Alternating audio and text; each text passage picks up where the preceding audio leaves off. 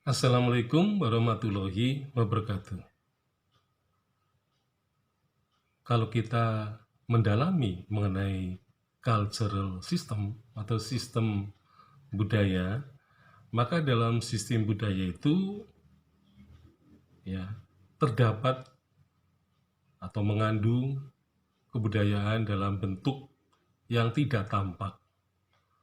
Jadi kebudayaan yang tidak tampak oleh mata manusia adalah ide atau gagasan, kemudian juga nilai, ya, norma, etos, etika, persepsi, konsep, dan adat istiadat.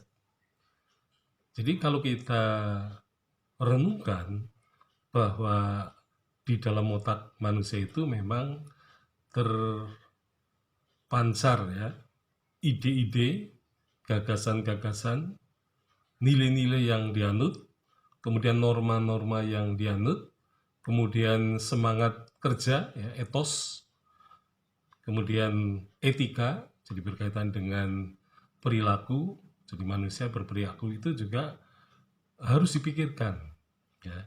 Kemudian persepsi, ya, konsep, dan adat istiadat. Jadi ini merupakan kebudayaan yang tidak tampak,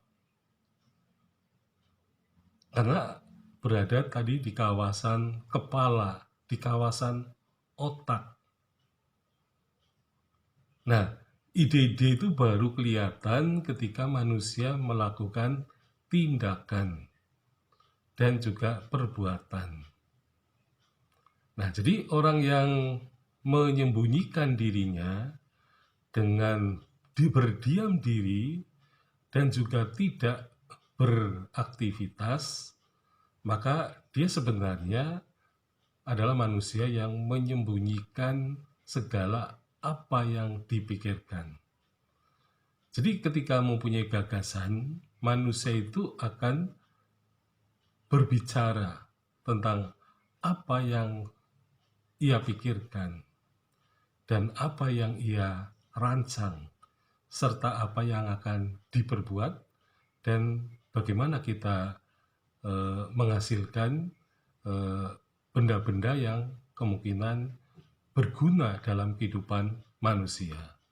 Jadi sekali lagi yang berkaitan dengan kultural, ya, jadi intinya itu memang kebudayaan dalam bentuk yang tidak tampak, yang sifatnya abstrak, tidak kelihatan. Jadi manusia mempunyai kemampuan untuk berpikir secara terus-menerus dan sesuai dengan perkembangan umur dan juga masa proses pembelajaran, manusia itu semakin lama akan semakin banyak ya mencerap ilmu pengetahuan, mencerap teknologi dari waktu ke waktu. Jadi pengalaman ini kemudian menjadi suatu yang tadi bersifat empiris. Ya, jadi pengalaman itu merupakan bentuk empiris, juga bersifat kumulatif, ya, karena pengalaman itu akan selalu datang silih berganti dan secara terus-menerus. Nah, kemudian pengalaman itu disimpan di dalam memorinya. Jadi otaknya itu menyimpan segala sesuatu yang ia alami. Ya, sehingga dari situ kemudian bermunculan itu ya berbagai konsep, berbagai apa norma, nilai itu ya. Jadi nilai-nilai yang ia serap itu nanti akan bisa dikeluarkan kembali melalui memori manusia. Jadi manusia ini termasuk mempunyai memori yang sangat baik gitu ya, karena memori manusia ini bisa bertahan dan akan berfungsi baik apabila manusia itu akan menggunakan otaknya itu untuk bekerja secara terus-menerus. Nah, jadi menurut penelitian bahwa otak manusia, jika aktivitas berpikirnya itu dilakukan secara terus-menerus, artinya tidak pernah menganggur ya otaknya itu, maka otaknya itu akan kuat ya, dalam arti akan mencegah kepikunan. Jadi kepikunan pada manusia itu sebenarnya disebabkan oleh kurangnya aktivitas otak ya, terutama sebelum umur 50 tahun. Jadi 50 tahun ini merupakan batas kalau otak tidak pernah dipakai, maka otaknya masih orisinil ya, kata lelucon itu.